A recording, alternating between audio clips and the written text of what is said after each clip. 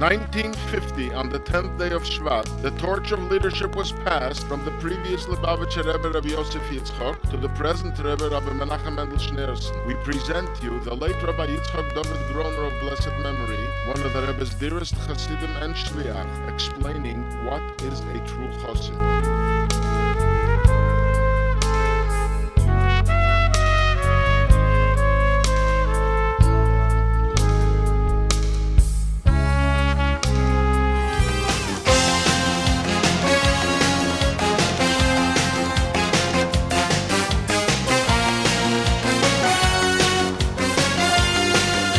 Shalom and welcome to Jewish Life, the show about people and issues in Judaism and about some of the secrets you missed out in Hebrew school.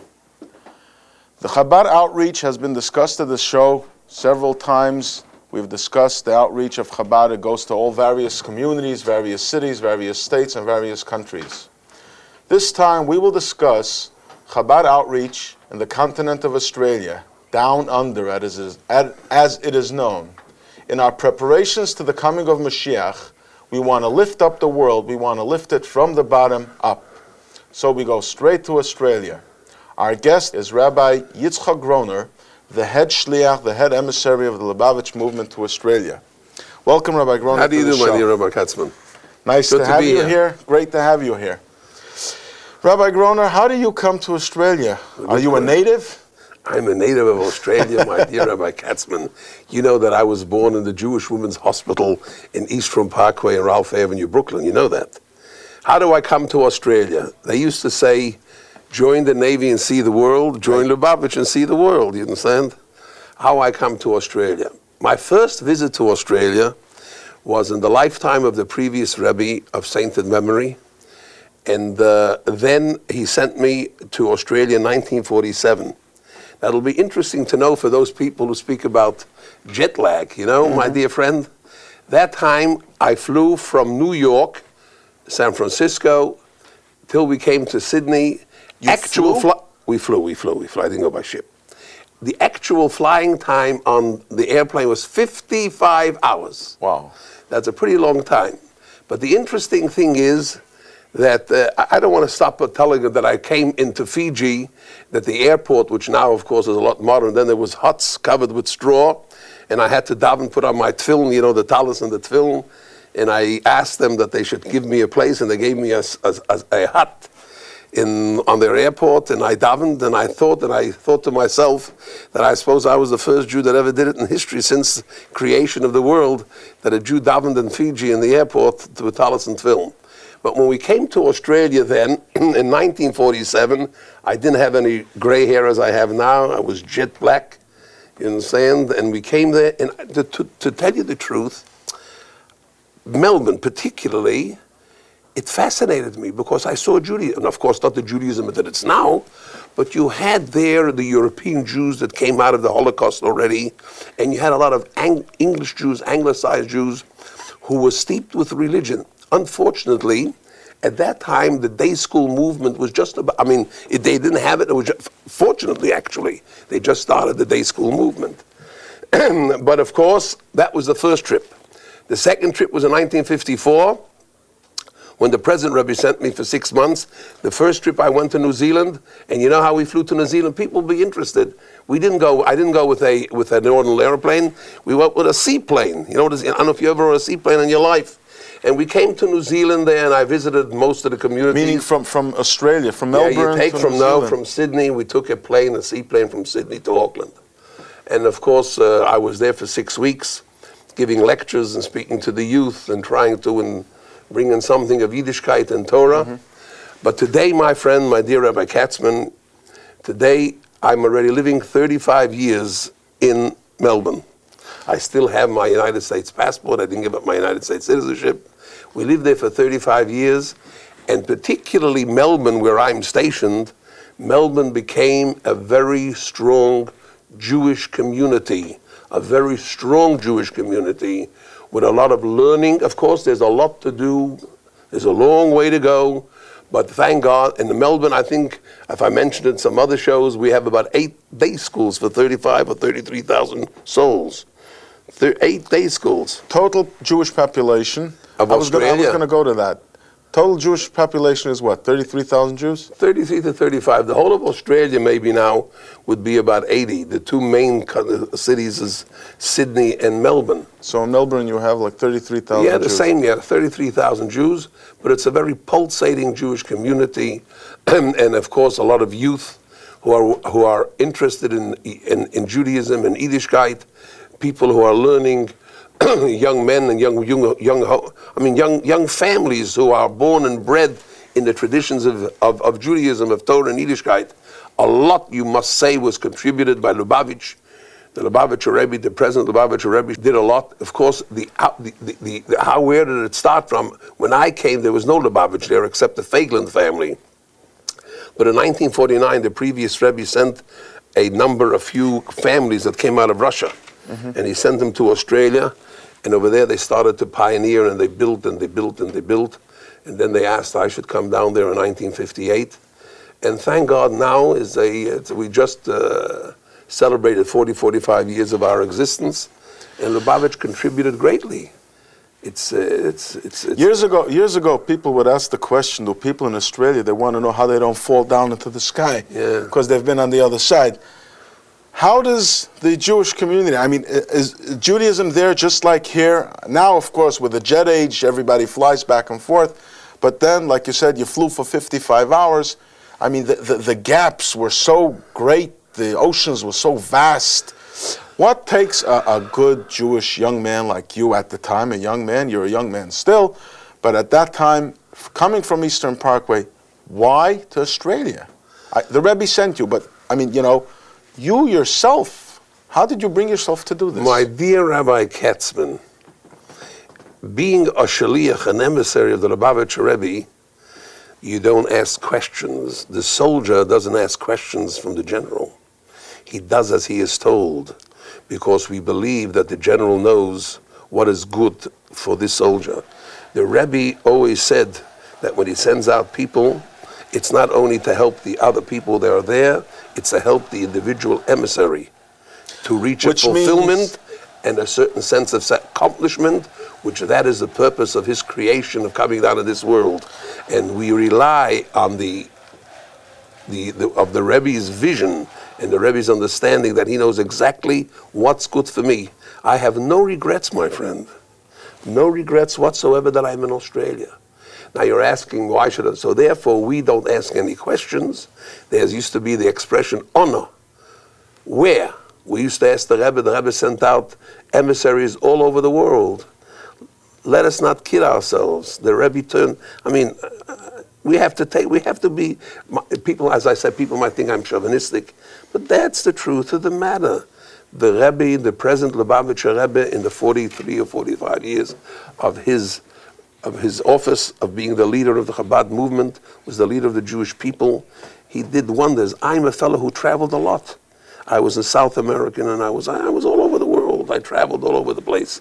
And I saw exactly what was done, that hundreds and thousands of Jewish people of all walks of life.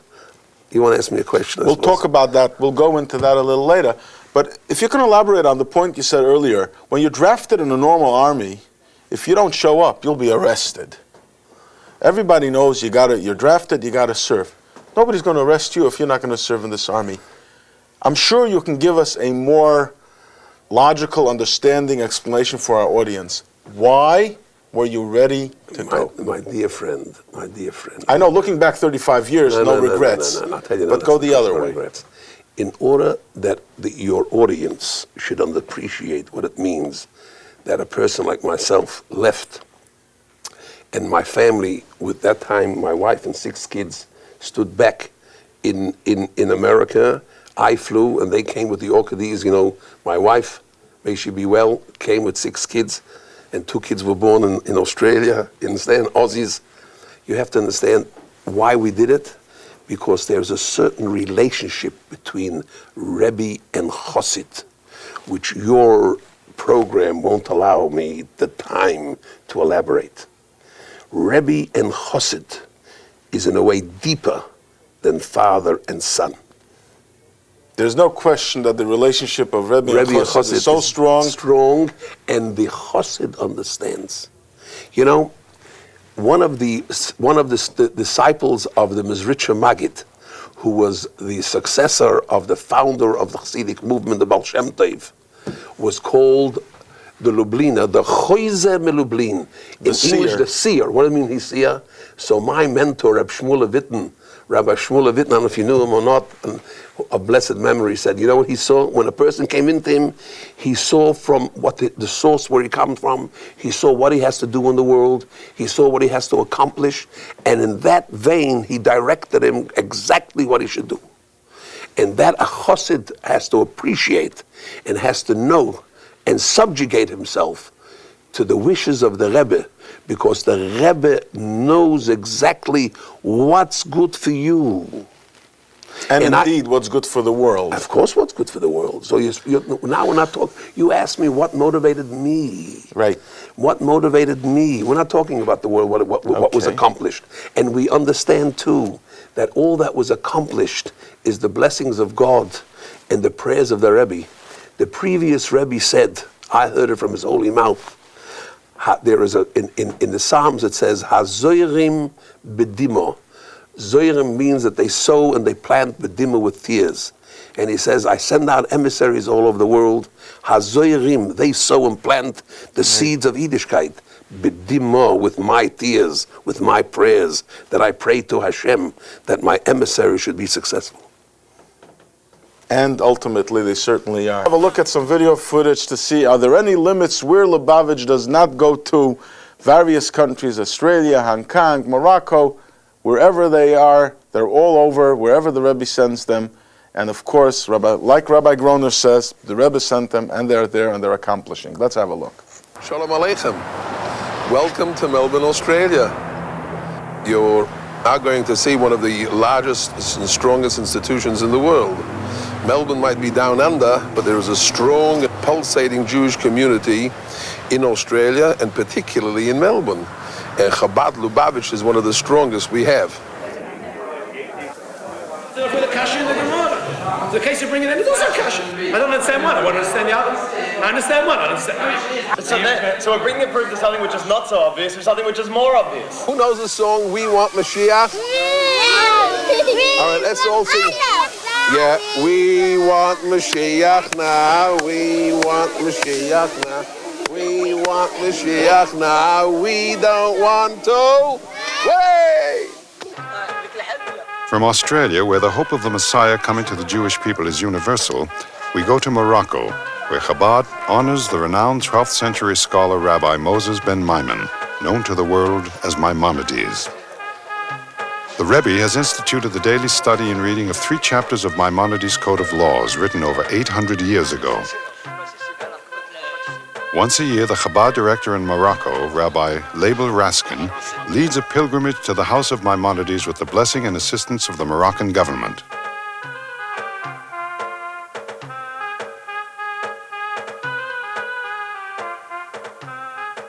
There, the last chapters, which are as much alive today as they were when they were first written, are read and completed.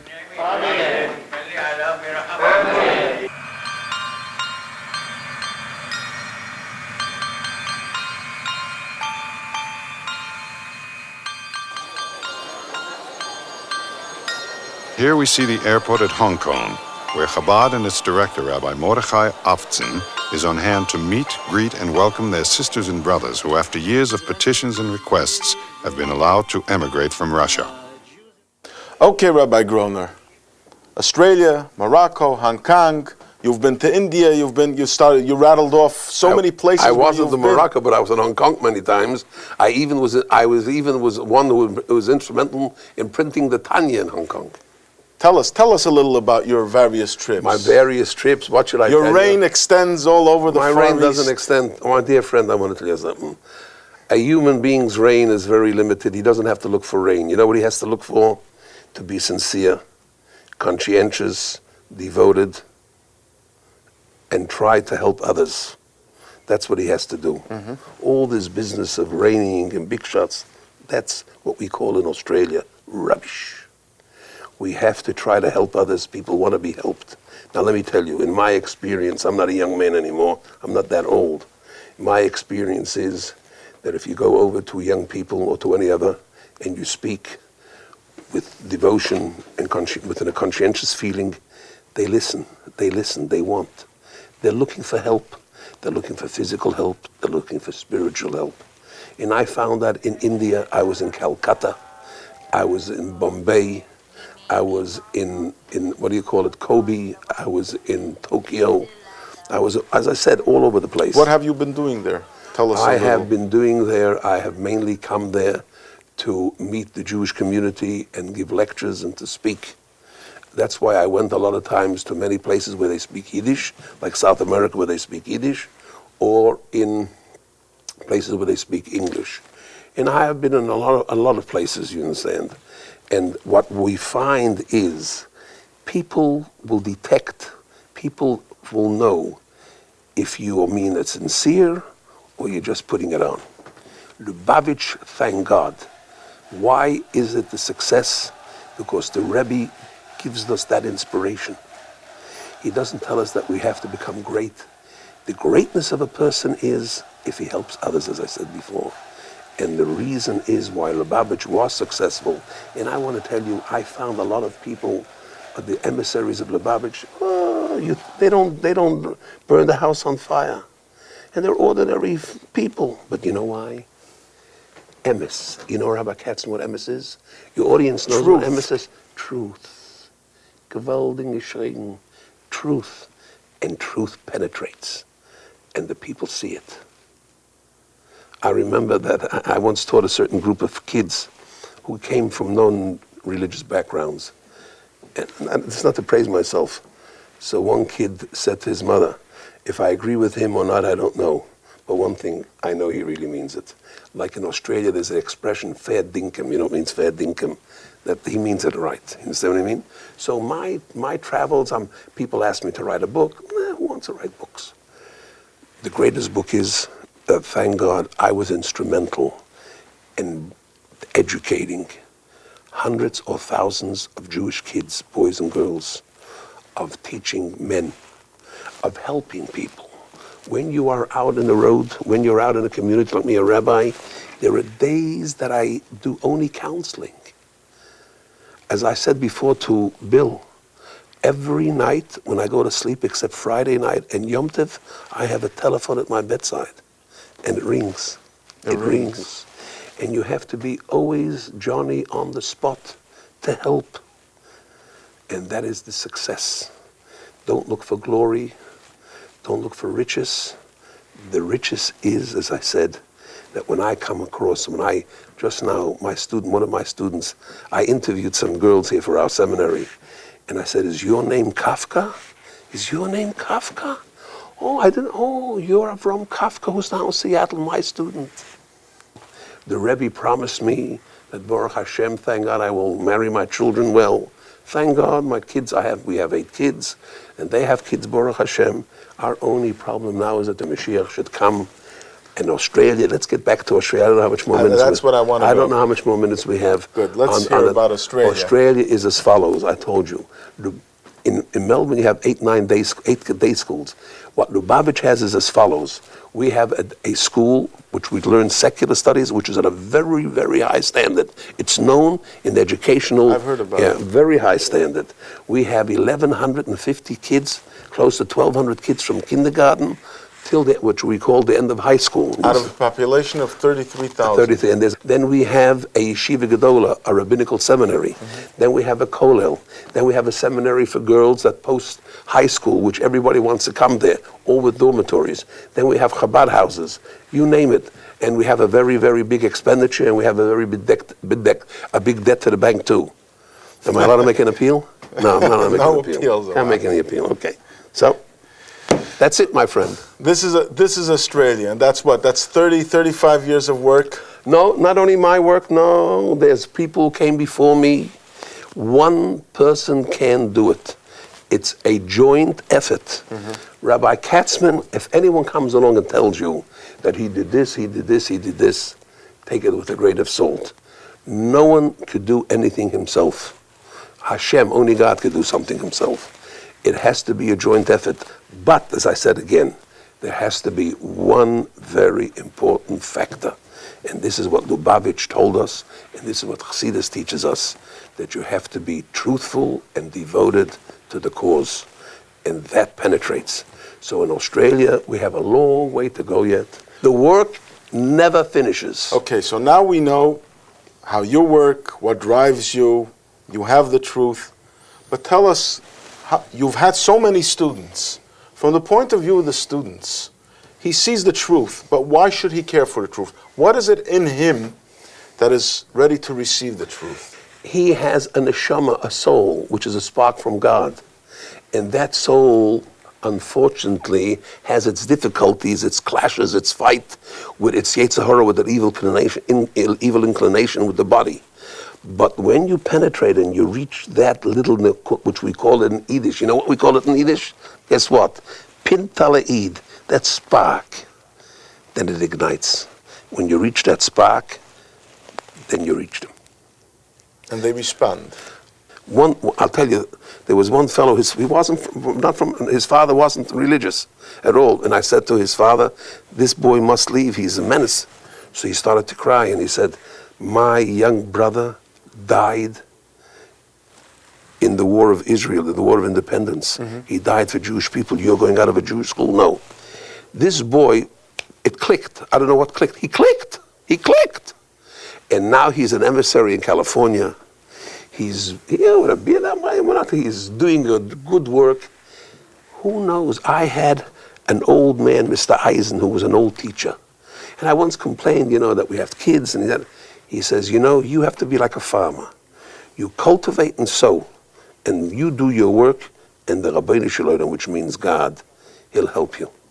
Tell me, let's go back a little to your younger years. We have a few minutes I'm left. not that old, my friend. A few remaining moments. You were present, you met the previous Lubavitcher Rebbe. What were your experiences with him? How did you know him? How did you see him? My experiences with the Rebbe. I'll tell you a little story. I was at the time when he arrived at the ship. He was staying at the Greystone Hotel, which was on 91st Street in Central Park West. I don't think it's existing anymore, but that time it was a ritzy-pitsy hotel. And it was Purim. And he was sitting, in the ballroom, and thousands of Jews were there because he just came out of Warsaw. They wanted to hear what was going on in the world. He came out of Hitler's... He came out of Hitler's, which is not the time. We'll have to make some other discussion on that. Anyway, but there were dagwas, that was a hotel where you had very, very fancy ladies, rich ladies, and I was standing a little bit on the back, and three ladies came in, with their golden glasses, and they saw Jews. And the Rebbe was sitting with his streimel, his fur hat, and he was then yet yellow. He looked like and she came a look, an angel. The experience of seeing the Frierdiker Rebbe was awe-inspiring. He was unable, he was paralyzed. I had many times that I had these audiences with the Rebbe, the first time with my father, then I went in alone. And I was at the Fabrengens, the time that we sat with the Chassidim. But the previous Rebbe did great things, but this Rebbe, in his we call it the reign, that what he did is unbelievable. None compare it, there's nothing to compare it.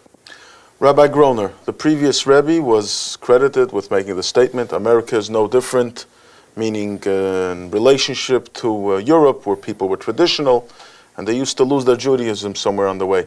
And instead, not only it became Jewish, but America, in a way, became the center from which all this outreach, you went from America, and so on and so forth. So this was the accomplishment of the previous Rebbe and the Rebbe on this, in this outreach. What can you tell us? I want to say that people should utilize the opportunities that we have today with regard to all the various books in English and in other languages on all the topics about Judaism and Yiddishkeit.